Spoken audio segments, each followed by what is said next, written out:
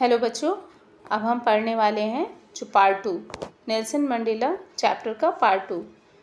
अभी तक की स्टोरी में जो नेल्सन मंडेला जी हैं उन्होंने जो है शपथ ग्रहण कर ली, ओथ ले लिए, और बाकी जो 2 डिप्टी प्रेसिडेंट्स हैं उन्होंने भी शपथ ग्रहण कर ली। और उसके बाद आगे की जो चल रही है वो स्पीच चल रही है, यानी कि नेल्सन मंडेला जी ने जो स्पीच दी है वो आगे की है, जिसमें से काफ़ी कुछ हम पढ़ चुके हैं और आगे की जो लाइन्स है वो हम पढ़ने वाले हैं।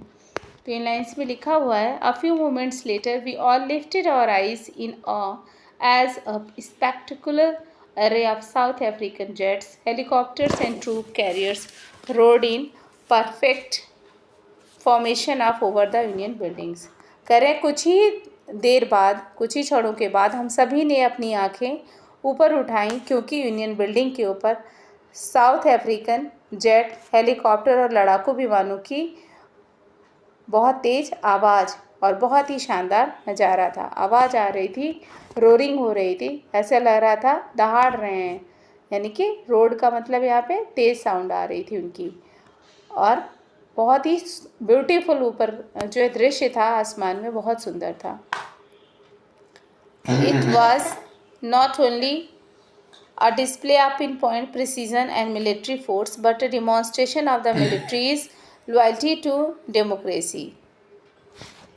जो ये प्रदर्शन कर रहे थे, ये जो वहाँ के जो फौज वहाँ पर कर रही थी, ऊपर जो प्रदर्शन चल रहा था आसमान में, हेलीकॉप्टर या लड़ाकू विमान जो कर रहे थे, वो ये नहीं दिखाना चाहते, ये ना केवल एकदम सही तालमेल और फौजी शक्ति का प्रदर्शन था, वो केवल प्रदर्शन नहीं करते बल्कि वो ये दिखाना चाह रहे थे कि जो नई सरकार चुनी गई है और बहुत ही फेयर और बहुत ही फ्री तरीके से जिसका सिलेक्शन हुआ है, हम उसके साथ हैं, हम डेमोक्रेसी के साथ खड़े हैं। ओनली मोमेंट्स बिफोर, और कहते हैं कि कुछ ही क्षणों की पहले की तो बात है, द हाईएस्ट जनरल्स, जो साउथ अफ्रीकन डिफेंस फोर्स के और पुलिस की जो बड़े बड़े जो हाई पोस्ट के जनरल्स थे, there चेस्ट्स bedecked with ribbons and medals from days gone by, saluted me and pledged their loyalty। तो ये जो बड़े बड़े ऑफिसर्स थे, इनके जो सीने पे जो है रिबन्स लगे हुए थे, मेडल्स लगे हुए थे, और ये मेरे पास आए, इन्होंने मुझे सैल्यूट किया और प्लेज लिया कि मैं हमेशा लॉयल रहूँगा, मैं हमेशा जो है वफादार रहूँगा। आई was not unmindful of the fact, कह रहे मैं भूला नहीं था वो सारी चीज़ें, that not so many years before, कि ये बहुत साल पहले की ही बात है और मैं भूला नहीं हूँ, दैट कि they would not have saluted but arrested me, कि ये वही लोग थे जिन्होंने कुछ सालों पहले मुझे अरेस्ट किया था, जो आज मुझे सैल्यूट कर रहे थे।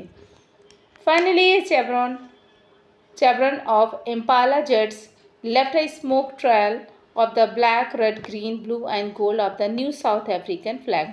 और कहते हैं कि साउथ अफ्रीका का जो नया फ्लैग था उसमें ब्लैक, रेड, ग्रीन, ब्लू और गोल्डन कलर के उसमें कलर्स थे, और जिसका जो स्मोक है उड़ाते हुए ये जेट आसमान में उड़ रहे थे, एक पैटर्न में उड़ रहे थे, एक शेप में उड़ रहे थे, ऐसे लग रहा था कि उनका फ्लैग ऊपर लहरा रहा है। The day was symbolized for me by the playing of our 2 national anthems. और कहते हैं हमारे 2 राष्ट्र जो गीत हैं उनके द्वारा ये दिन मेरे लिए एक प्रतीक बन गया था। और कहते हैं ये क्यों सिम्बलाइज्ड हो गया था, क्यों प्रतीक बन गया था, because and the vision of white singing, तो कह रहे जो विज़न था वाइट सिंगिंग का, वो क्या गा रहे थे, Nkosi Sikelel' Africa and black singing, और ब्लैक जो थे, जो काले लोग थे, वो गा रहे थे Die Stem the old anthem of the republic, जो ओल्ड एंथम था वहाँ का। Although that day neither group knew the lyrics of the anthem, कह रहे कि लेकिन ये जो ग्रुप्स गा रहे थे किसी को लिरिक्स का कोई अता पता नहीं था, कुछ भी नहीं उसके बारे में मालूम था। They must डिस्पाइज्ड, they would soon know the words by heart. और कहते हैं जिससे वो दोनों नफ़रत करते थे, आज वो क्या कर रहे थे, वो उसको गा रहे थे और उसको महसूस कर रहे थे, बाय हार्ट, अपने दिल से महसूस कर रहे थे वो। On the day of the inauguration, उद्घाटन के दिन, I was overwhelmed with the sense of history, और वो दिन था, मैं इतिहास को भूला नहीं था। उस इतने सुंदर पलों में भी मुझे अपना इतिहास याद आ रहा था। In the first decade of the 20th century, कि किस तरह से 20वीं शताब्दी का जो पहले 10 साल थे, शुरू के 10 साल थे, a few years after the bitter Anglo Boer war, कि जिसमें एंग्लो बोयर वॉर हुई थी, and before my own birth, और मेरे जन्म से पहले की बात है, the white skin people of South Africa patched up their differences, कि जो वाइट पीपल थे उन्होंने आपस में जो भी डिफरेंसेस थे, जो भी इनके मन में मनमुटाव थे, उसको इन्होंने ख़त्म कर दिया था। And erected a system of racial domination against the dark skin peoples of their own land, बल्कि इन्होंने आपस में तो भेदभाव ख़त्म कर दिया, लेकिन ये नया जो इन्होंने सिस्टम स्टार्ट किया रेशियल डोमिनेशन का, जो रेस का जो चल रहा था वहाँ पे, इन्होंने ये स्टार्ट कर दिया कि ये आपस में गोरे गोरे तो एक हो गए, लेकिन इन्होंने जो ब्लैक पीपल थे, जो काले लोग थे, उनके साथ इन्होंने जो है स्टार्ट क्या कर दिया, रेशियल डिस्क्रिमिनेशन, रंग भेद स्टार्ट कर दिया। The structure they created form the basis of one of the harshest most inhumane societies the world has ever known, और कह रहे हैं इसके बाद इन्होंने जो क्रिएट किया, ये सोसाइटी जो बनाई, ये जो देश जो बना, वो इतना ज़्यादा कठोर था, इतना इनह्यूमेन बिहेवियर होता था कि ऐसा लगता था कि सारी मानवता मर चुकी है। और एक ऐसा उदाहरण पेश किया जो आज तक पूरी दुनिया में कहीं नहीं हुआ था। Now in the last decade of the 20th century and my own 8th decade as a man, that system had been overturned forever and replaced by one that recognized the rights and freedom of all peoples regardless of the color of their skin। कह रहे हैं कि अभी जो 10 साल पहले शुरू के जो 20वीं शताब्दी के शुरुआत में ये जो भेदभाव शुरू हुआ था, अब ये कह रहे हैं, अब आज का ये दिन है कि मैं अपने जीवन के 8वें दशक में चल रहा हूँ, यानी कि दशक का मतलब होता है 10 साल, डिकेड मीन्स होता है 10 साल का समय। तो कह रहे हैं कि ये मेरे जीवन का 8वां दशक है, और मैं आज वो दिन है कि जब ये सिस्टम ये जो चला आ रहा था, नस्ल भेद जो चल रहा था, ये रंग भेद की जो व्यवस्था चली आ रही थी, आज इसका अंत हो गया है, ओवरटर्न फॉरएवर, और हमेशा के लिए ये पूरा रिप्लेस हो गया है, ये पूरी तरह से चेंज हो गया, दैट रिकग्नाइज द राइट्स। और अब जो पहचान हो रही है, वो लोग समझ गए हैं कि ये उनकी पहचान है, उनकी अपनी एक पहचान है, उनके अधिकार हैं, उनकी स्वतंत्रता है, regardless of the colour of their skin, ना कि उनकी पहचान उनका रंग है। आज समाज से ये रंगभेद का ये जो बुराई थी, ये खत्म हो चुकी है। That day had come about through the unimaginable sacrifices of thousands of my people whose suffering and courage can never be counted or repaid। और कहते हैं आज के दिन मुझे अपने वो जिन्होंने मेरे साथ में संघर्ष किया था, या मेरे संघर्ष करने से पहले से संघर्ष कर रहे थे, उन सारे लोगों को मैं याद करता हूँ जिन्होंने अपने जीवन की बाजी लगा दी, और उसको मैं काउंट तो किया ही नहीं जा सकता। उनके सहे गए जो उन्होंने जो पीड़ा सहन की थी वो, और जो उन्होंने साहस दिखाया था, वो उसको काउंट ही नहीं किया जा सकता, और रीपेड या उसे चुकाया नहीं जा सकता। रीपेड मीन्स चुकाया नहीं जा सकता। आई फेल्ट, कह रहे दैट डे, मैं उस दिन महसूस किया मैंने, as I have on so many other days, कि that I was simply the sum of all those African patriots who had come gone before me. कह रहे हैं उस दिन मुझे ऐसा लगा कि मैं जो लोग जा चुके हैं, इस दुनिया से निकल चुके हैं, डेथ हो चुकी है, जिन स्वतंत्रता सेनानियों की, उन क्रांतिकारियों की जिन्होंने इस देश को आज़ाद कराने में अपनी भूमिका निभाई, उनका क्या है, मैं सम हूँ, उनका एक योग हूँ, उन्हीं को मैं रिप्रेजेंट कर रहा हूँ। That long and noble line ended and now begin again with me. कह रहे वो बहुत ही लंबी और बहुत ही उत्तम जो ये जीवन था उनका, वो ख़त्म हुआ, लेकिन इसकी शुरुआत अब मैंने आगे कर दी है कि भले उन्होंने संघर्ष किया था और जीवन उनका ख़त्म हो गया, लेकिन वो लड़ाई जो उन्होंने शुरू की थी अब जा कर के ख़त्म हुई। And I was pained that I was not able to thank them. कह रहे मुझे बहुत पीड़ा महसूस हो रही थी कि उन्होंने तो इतना दर्द सहा। आज मैं ये दिन देख रहा हूँ कि जब इस बुराई से देश आज़ाद हो चुका है, इस रंगभेद की नीति से देश आज़ाद हो चुका है। मैं बहुत दर्द में था ये सोच करके कि मैं उस योग्य भी नहीं हूँ, that they were not able to see, कि वो आके देख तो नहीं सकते हैं what their sacrifices had wrought, कि उनकी जो बलिदान था उसने क्या अचीव किया है, उस बलिदान के बदले क्या उपलब्धि हुई है, क्या अचीव किया है इस देश ने। The policy of apartheid created a deep and lasting wound in my country and my people. कह रहे हैं कि पॉलिसी जो थी एपेटाइट की, क्रिएटेड अ डीप, उसने जो ये रंगभेद की जो नीति थी इसने बहुत गहरा and lasting wound in my country, मेरे देश के लोगों में और मेरे देश में ऐसा घाव किया था जिसको भुलाया नहीं जा सकता। All of us will spend many years if not generations recovering from that profound hurt.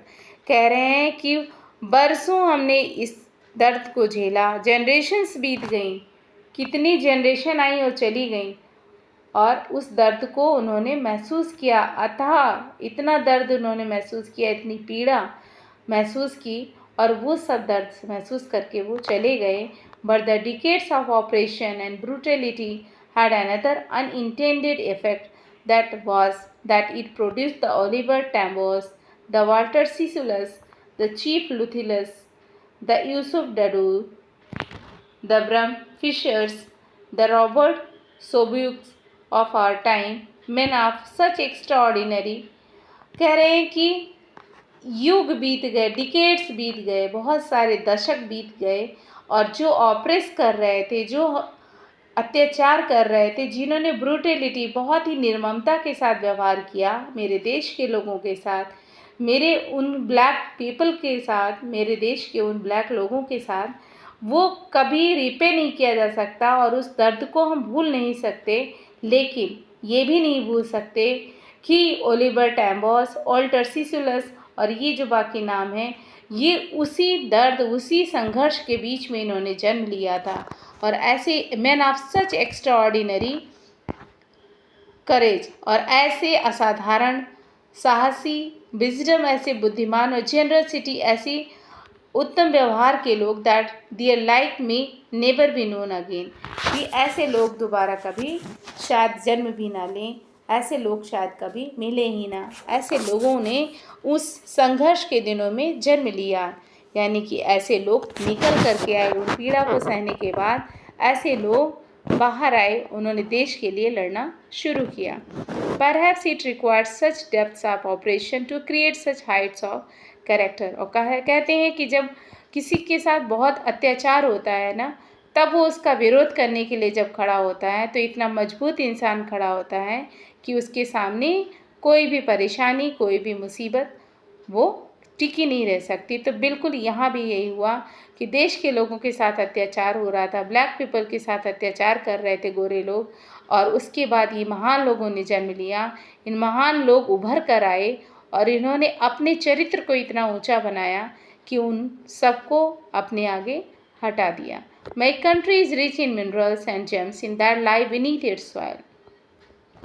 ये लाइन बहुत इम्पॉर्टेंट है और ये क्वेश्चन आंसर में भी आती है, एमसीक्यू में भी आता है। तो नेल्सन मंडेला जी कहते हैं, माई कंट्री इज़ रिच, मेरा देश जो है बहुत धनवान है, इन मिनरल्स, खनिजों में, एंड जेम्स, जो जेम्स हैं उसमें, that lie beneath it's soil, जो इस मेरी मातृभूमि, इसकी सॉइल में, इसकी भूमि में ये हैं पड़े हुए। But I have always known, लेकिन मैं हमेशा से जानता हूँ, that it's greatest wealth is it's people, कि साउथ अफ्रीका की जो पहचान है, जो सबसे बड़ी दौलत है, वो मिनरल्स और जेम्स नहीं हैं, बल्कि यहाँ के लोग हैं। Finer and truer than the purest diamonds, सबसे शुद्धतम, सबसे शुद्ध, सबसे प्योर डायमंड से भी अधिक प्योर मेरे देश के ये ब्लैक पीपल हैं जो अब आज़ाद हो चुके हैं।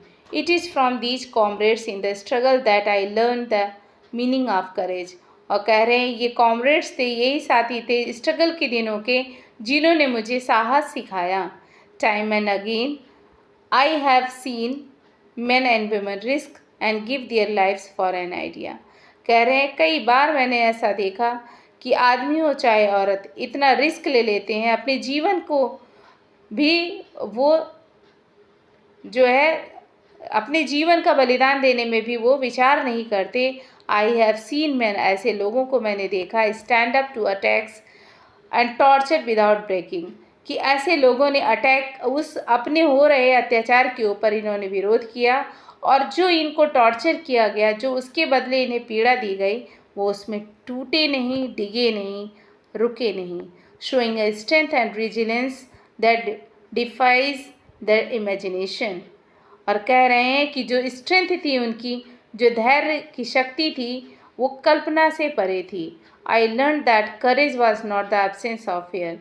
कहते हैं मैं मानता हूँ, मैंने यही जाना कि जो साहस होता है was not the absence of fair, वो डर की अनुपस्थिति में करेज नहीं आता कि आपको डर नहीं लग रहा है तो आप साहसी हो, but the triumph over it, बल्कि साहस वो है कि जब आप जो डर है उस पर अपनी विजय पा लें। The brave man is not he who does not feel afraid. Brave जो मैन होता है, बहादुर आदमी वो होता है जो डर महसूस ही नहीं करता, but he who conquers that fear. वो नहीं होता बहादुर जो ये कहे मुझे डर ही नहीं लगता, बल्कि बहादुर वो होता है, विजयी वो होता है जो डर के ऊपर जीत अर्जित कर ले, हासिल कर ले। No one is born hating another person. कोई भी जन्म जब लेता है ना, तभी से किसी से नफरत करना नहीं सीखता है, because of the colour of his skin और हिज बैकग्राउंड। कोई भी बच्चा जन्म लेता है तो बचपन से वो किसी से घृणा नहीं करता उसकी स्किन के आधार पे कि भाई कोई कोरा है, बहुत काला है, तो उससे नफरत की जाए, और इस बैकग्राउंड या बहुत गरीब या अमीर परिवार में जन्म हुआ है, उसके आधार पे वो बच्चा कभी भी डिफ्रेंशिएट नहीं करता, कभी भी मतभेद नहीं करता है, ना उसके धर्म के आधार पे करता है। People must learn to hate. लोग सीखते कैसे हैं हेट करना, and if they can learn to hate.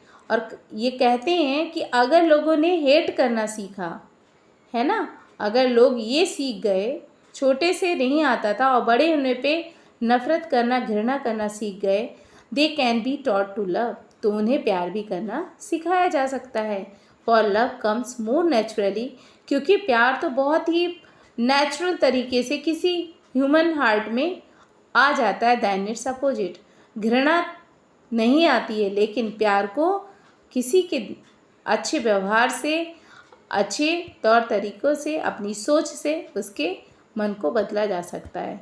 Even in the grimmest times in present when my comrades and I were pushed to our limits, I would see a glimmer of humanity in one of the guards, perhaps just for a second। कह रहे जब मैं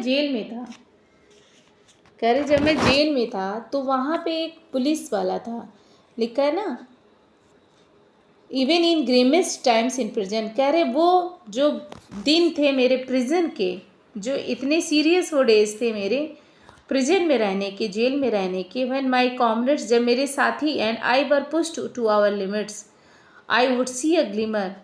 जब हमें jail में बंद कर दिया गया था, तब हमने देखी मानवता की एक झलक in one of the guards, एक जो वहाँ गार्ड था जो ड्यूटी किया करता था, उसके चेहरे पर। Perhaps just for a second, चाहे वो एक सेकंड के लिए ही मैंने देखा था, but it was enough to reassure me, लेकिन ये मुझे बहुत भरोसा दिलाता था, एंड कीप मी गोइंग, और मुझे आगे बढ़ने की प्रेरणा देता था। Man's goodness is a flame that can be hidden but never extinguished. और कहते हैं कि जो इंसान है उसकी अच्छाई की जो अग्नि है वो छिप सकती है, बुझ नहीं सकती। एक्सटिंग्विश मीन्स बुझ जाना या बुझा देना। तो कहते हैं इंसान की जो अच्छाई है उस लौ को, उस आग को उसे कोई बुझा नहीं सकता, दबा तो सकता है। In life, every man has twin obligations, obligation to his family, to his parents, to his wife and children. कहते हैं कि हर इंसान का जो है इन लाइफ जीवन में every man has twin obligations, तो हर इंसान के जो हैं जिम्मेदारियां होती हैं, दो तरह की जिम्मेदारियां होती हैं। कैसी? ऑब्लिगेशंस टू हिज फैमिली, एक तो ऑब्लिगेशन उसका अपनी परिवार के लिए, टू हिज वाइफ अपनी पत्नी के लिए, एंड चिल्ड्रन अपने बच्चों के लिए, and he has an obligation to his people. लेकिन साथ ही साथ उसकी एक जिम्मेदारी, एक कर्तव्य और होता है अपने देश के लोगों के लिए, हिज कम्युनिटी अपनी कम्युनिटी के लिए, हिज कंट्री अपने देश के लिए, in a civil and humane society each man is able to fulfil those obligations according to his own inclinations and abilities. कहते हैं कि ये जो समाज है, यहाँ पे मैंने यही पाया कि in a civil and human society, कि कोई अगर सोसाइटी है और बहुत ही सभ्य समाज है, each man is able to fulfil those obligations, तो ये जो जितने कर्तव्य हैं उनके हिसाब से वो फुलफिल कर सकता है, पूरा कर सकता है, according to his own inclinations and abilities, उसकी अपनी जिस तरफ जिसका उसका इंक्लिनेशन है और जो इसके अंदर क्षमता है उसके आधार पर वो क्या कर सकता है, वो उस अपनी जिम्मेदारियों को निभा सकता है और आगे बढ़ सकता है। But in a country like south Africa, inclinations means क्या होता है? नेचुरल टेंडेंसी या बिहेवियर, वही कि उसका व्यवहार कैसा है। आगे की लाइन में लिखा, but in a country like south Africa, लेकिन साउथ अफ्रीका जैसे देश में it was almost impossible for a man of my birth, कह रहे लेकिन साउथ अफ्रीका जैसे देश में मेरे जैसा बच्चा जिसने जन्म लिया and colour to fulfil both those obligations, और मेरा रंग उन दोनों ऑब्लिगेशंस को क्या कर रहा है? फुलफिल कर रहा है उस कंडीशन को। In South Africa man of colour, South Africa में जो एक रंग भेद है, who attempted to live as human being was punished and isolated. अगर ब्लैक जो है रेस में जन्म ले लिया तो ऐसा जानवरों जैसा इनह्यूमन बिहेवियर होता था, इतनी पनिश किया जाता था और अकेला एकदम आइसोलेटेड उसे छोड़ दिया जाता था। ये महसूस हो जाता था उस इंसान को कि वो कितनी उसका जन्म लेना बेकार हो गया, उसे एकदम आइसोलेट कर दिया जाता था, एकदम अलग दूर कर दिया जाता था। इन साउथ अफ्रीका, और साउथ अफ्रीका में उन दिनों a man who tried to fulfil his duty to his people was inevitably ripped from his family. उस ज़माने में साउथ अफ्रीका में बताते हैं नेल्सन मंडेला जी कि अगर कोई व्यक्ति अपनी कर्तव्यों का पालन करता था, पूरा करता था, तो अनअवॉइडेबली कि उसे फैमिली से ही अलग कर दिया जाता था, and his home and was forced to live a life apart, तो उसको घर छोड़ना पड़ता था और उसे मजबूर कर दिया जाता था कि एकदम अलग जीवन वो जिए, a twilight existence of secrecy and rebellion. और कैसा वो जीवन होगा?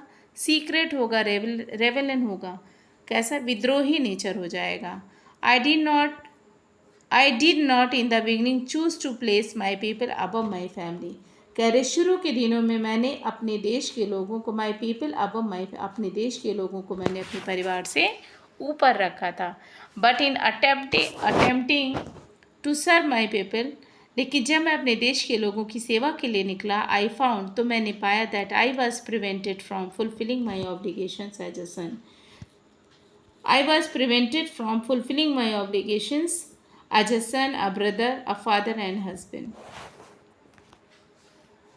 तो कहते हैं कि अब मुझे समझ में आया कि मेरा जो ये कर्तव्य, और कह रहे हैं कि जो मैंने ये पाया कि आई वॉज प्रिवेंटेड, मुझे रोक दिया गया था, फ्रॉम फुलफिलिंग माई ऑब्लिगेशंस, जो मेरी जिम्मेदारियाँ थी एक बेटे के रूप में, एक भाई के रूप में, एक पिता के रूप में और एक पति के रूप में, मैंने वहाँ पर खुद को रोका था। मैंने उन जिम्मेदारियों से ऊपर अपने देश के लोगों को करा था। I was not born with the hunger to be free.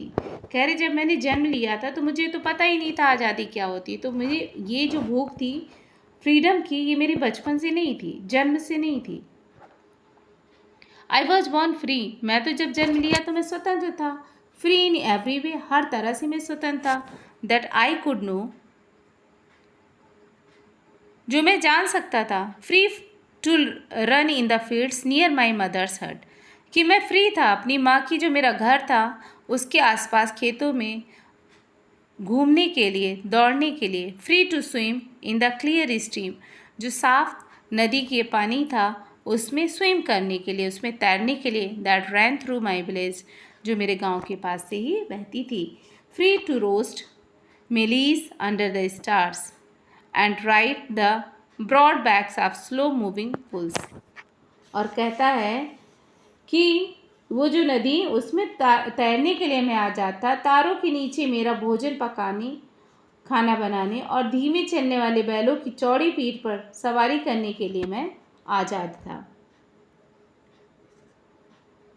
लिखा है as long as I obeyed my father, जब तक मैंने अपने पिता की आज्ञा मानी, पालन किया।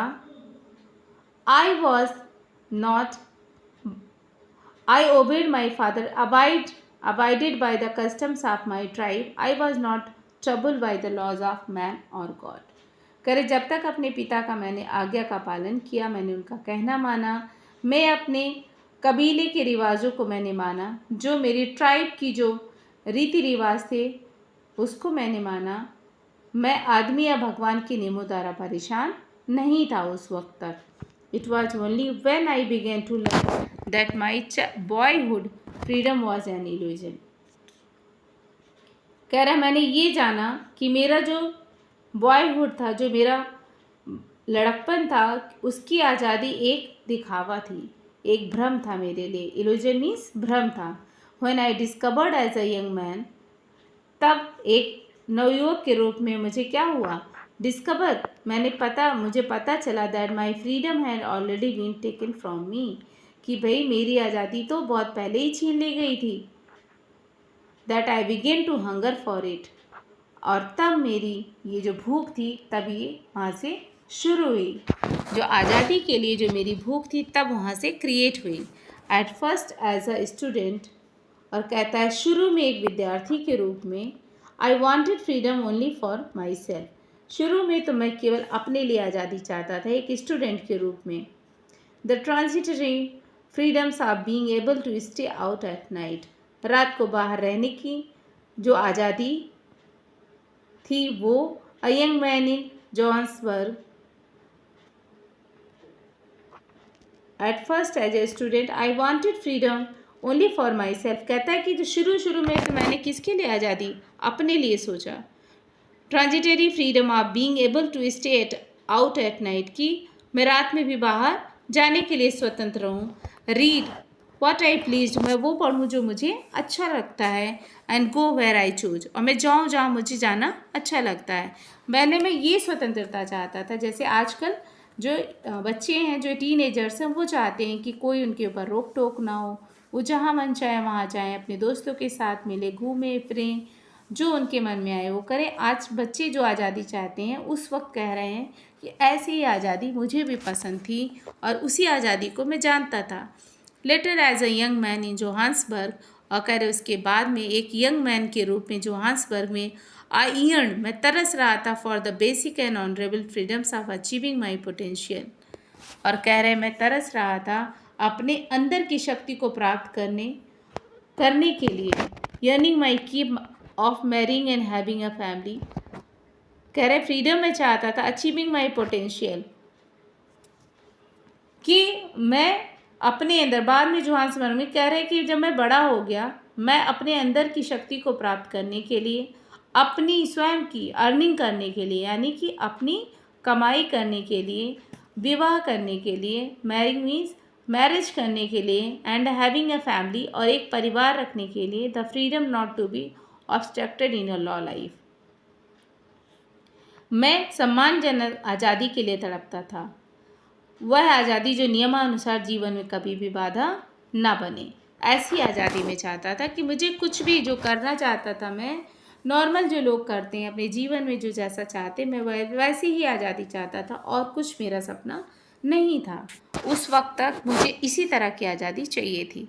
But then I slowly saw that not only was I not free but my brothers and sisters were not free.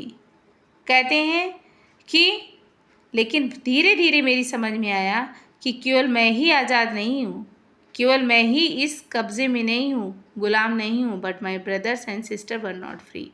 बल्कि इन्हें पता चल जाता है कि मेरे जो ब्लैक भाई और बहन हैं वो भी फ्री नहीं है, वो भी इस बुराई में जकड़े हुए हैं। I saw that it was not just my freedom. तब मेरी समझ में आया कि ये केवल ये आज़ादी है, मेरी आज़ादी नहीं है। That was curtailed but the freedom of everyone who looked like I did।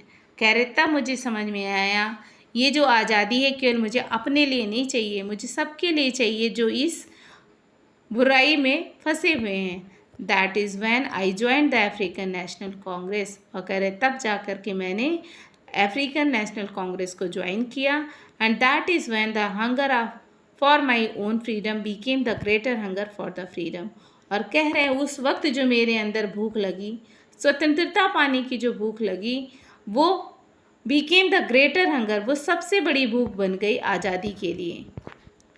Of my people, मेरे देश के लोगों की आज़ादी के लिए। ये देखिए नेल्सन मंडेला की फ़ोटो है और देखिए इनको आप सर्च करके इनके बारे में काफ़ी कुछ पढ़ सकते हैं गूगल से भी। आगे की लाइन में इन्होंने बताया it was this desire for the freedom of my people. कह रहे ये जो मेरी इच्छा थी स्वतंत्रता पाने की, ये मेरे लिए नहीं थी। अब मेरी सोच बदल चुकी थी। अब मुझे स्वतंत्रता चाहिए थी मेरे देश के लोगों के लिए, to live their lives with dignity, जिससे वो सम्मानजनक जीवन जिए, and self respect that animated my life, जिससे वो सम्मानजनक जीवन ये और आत्मसम्मान को समझें। That transformed a frightened young man into a bold one. और इस तरह से एक जो डरा सहमा सा यंग मैन था वो अब एक बोल्ड, एक साहसी इंसान बन चुका था। That drove a law abiding attorney to become a criminal, that turned a family loving husband into a man without a home. कहते हैं कि ये जो अभी तक मैं था, अभी दबा सहमा सा, अभी जो एक नॉर्मल सा एक यंग मैन था जो अपने लिए जी रहा था, अपनी ही आज़ादी के लिए लड़ रहा था, अब उसकी समझ में आ चुका था कि ये जो नियमों का पालन करने वाला ये आज जो ये यंग मैन था वो अब वो एक क्रिमिनल, यानी कि अब वो इन सारे जो लॉ थे जो वाइट पीपल ने बनाए थे उन सब नियमों को ये तोड़ रहा था। That turned a family loving husband into a man without a home. अभी तक जो एक फैमिली लविंग हस्बैंड था अब वो घर वगैरह सब छोड़ चुका था। That forced a life loving man to live like a monk. अब वो एक लाइफ लविंग मैन की तरह नहीं जी रहा था, एक साधु की तरह जीवन जी रहा था। I am no more virtuous और self sacrificing than the next man, but I found that I could not even enjoy the poor and limited freedom I was allowed when I knew my people were not free। कहता है कि मैं भले आज़ाद था, मुझे थोड़ी बहुत आज़ादी थी, लेकिन जब मैं अपने देश के लोगों को देखता था, ये जो रंगभेद की जो ये व्यवस्था थी, इसमें जब मैं पीड़ा में देखता था तो मेरा मन बहुत द्रवित हो जाता था। मैं सोचता था कि मेरी आज़ादी किस काम की जब मेरे देश के लोग ही नहीं फ्री हैं, मुझे इनको आज़ाद कराना होगा। Freedom is indivisible, the chains of any one of my people were the chains on all of them, the chains on all of my people were the chains on me.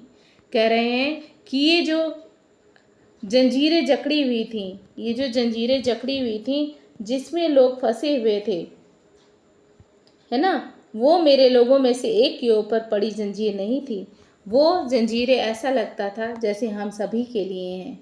I knew my people were not free. मुझे पता था मेरे देश के लोग आज़ाद नहीं हैं और मुझे उन जंजीरों से, ये जो जंजीर कौन सी थी, रंगभेद की, जाति की, ये जो रंगभेद की, रंग की वजह से जो इतना अत्याचार हो रहा था, ये जो जंजीरें, ये जो इन्होंने इतने नियम बना दिए थे, इन सब से मुझे अपने देश के लोगों को आज़ाद कराना था। आई न्यू, मैं जानता था that the operation must be liberated, कि जो ऑपरेशन होता है वो स्वतंत्र होता है, just as surely as the oppressed.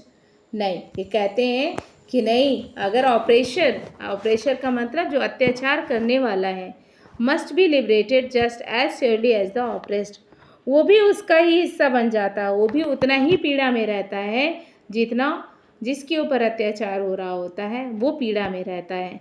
पीड़ा देने वाला भी उतने ही दर्द को महसूस करता है जितना पीड़ा सहने वाला करता है। क्यों?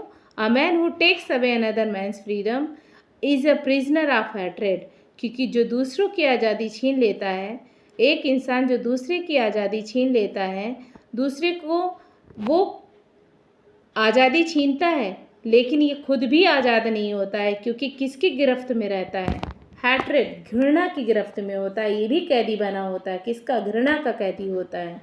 तो इस तरह से ये भी फ्री नहीं रहता है। He is locked behind the bars of prejudice and narrow mindedness. ये भी उसका ही शिकार होता है, प्रेजुडिस का, a strong dislike without any good reason, है ना। ये भी, और नैरो माइंडेडनेस, बहुत ही संकीर्ण विचारधारा से घिरा हुआ रहता है, ये भी फ्री नहीं रहता है। कहने का आशय ये है कि अगर कोई किसी के साथ बुरा व्यवहार कर रहा है, तो किसी के साथ अत्याचार कर रहा है, तो जिसके साथ अत्याचार हो रहा है वही नहीं पीड़ा में होता है, वो जो अत्याचारी अत्याचार कर रहा होता है ना, वो भी पीड़ा में होता है। कैसे? जैसे किसी ने गुस्सा किया तो सामने वाले के ऊपर गुस्सा किया, अब मान लिया आपके ऊपर आपकी टीचर गुस्सा कर रही हैं, तो वो अगर लाउड होके चिल्ला रही हैं, तो उस बच्चा तो उस चीज़ को महसूस कर रहा है कि उसको अच्छा नहीं लग रहा है, लेकिन जो टीचर चिल्ला रहा है ना, वो भी उस वक्त किस उसमें होता है? एंगर में होता है। किसकी गिरफ्त में होता है? उस गुस्से की गिरफ्त में होता है। वो भी तो किसी का गुलाम बन चुका होता है ना, गुस्से का। तो इस तरह से जो ऑपरेशर होता है, इसी तरह से कहा गया है कि अगर साउथ अफ्रीका के फेवर में देखा जाए, तो वहाँ पे जो ये वाइट पीपल थे, ये ब्लैक पीपल के साथ जो गलत व्यवहार करते थे, तो वो भी उससे वंचित नहीं थे, वो भी परेशान थे, वो भी कहीं ना कहीं अपने आप को उसका शिकार बना ले रहे थे। तो आई am not truly free if I am taking away someone else freedom. कहते हैं मैं भी फ्री नहीं हूँ अगर मैंने किसी और की आज़ादी को छीना है। Just as surely as I am not free when my freedom is taken from me. कह रहे हैं कि अगर मैं किसी ने मेरी आज़ादी छीनी है तो वो भी आज़ाद नहीं है। The oppressed and the oppressor alike are robbed of their humanity. और ये कहते हैं कि गुलाम बनाने वाला और गुलाम समान रूप से दोनों एक जैसे होते हैं, क्योंकि यदि मैं किसी की आज़ादी छीनता हूँ तो ठीक उसी प्रकार मुझसे मेरी भी आज़ादी छीन ली जाए। गुलाम बनाने वाला और गुलामी करने वाला दोनों ही क्या होते हैं? मानवता से वंचित हो जाते हैं, ह्यूमैनिटी से वंचित हो जाते हैं।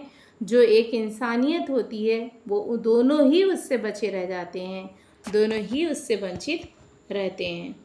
तो ये चैप्टर आपका जो है फिनिश हो चुका है और आई थिंक आपको समझ में आया होगा। लेकिन एक बार फिर से जो लास्ट लाइन से एक बार क्लियर कर देंगे। ऑपरेशन वाला एक्चुअली ये बहुत इंपॉर्टेंट लाइन है जो ये लिखा हुआ है ना, कि जहाँ पे ये पढ़ाया गया है कि ऑपरेशर और ऑपरेस्ड दोनों ही फ्री नहीं होते हैं।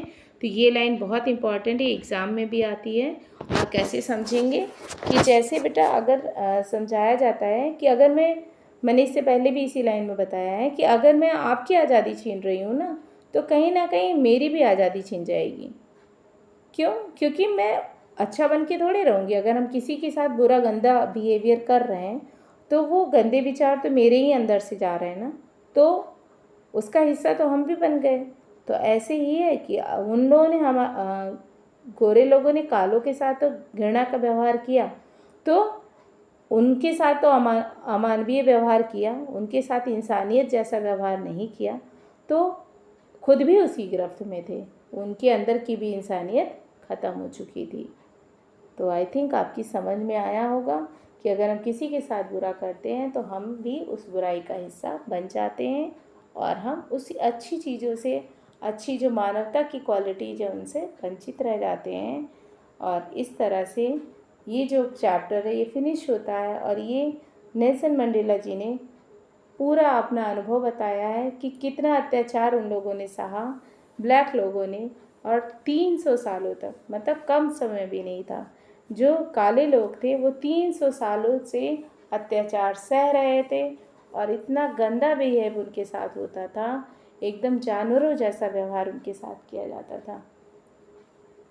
और तब जाकर के नेल्सन मंडेला या और भी जो देशभक्त जन्म लिए, उन्होंने तब जाकर के कोशिश की और फाइनली जाकर के देश आज़ाद हुआ।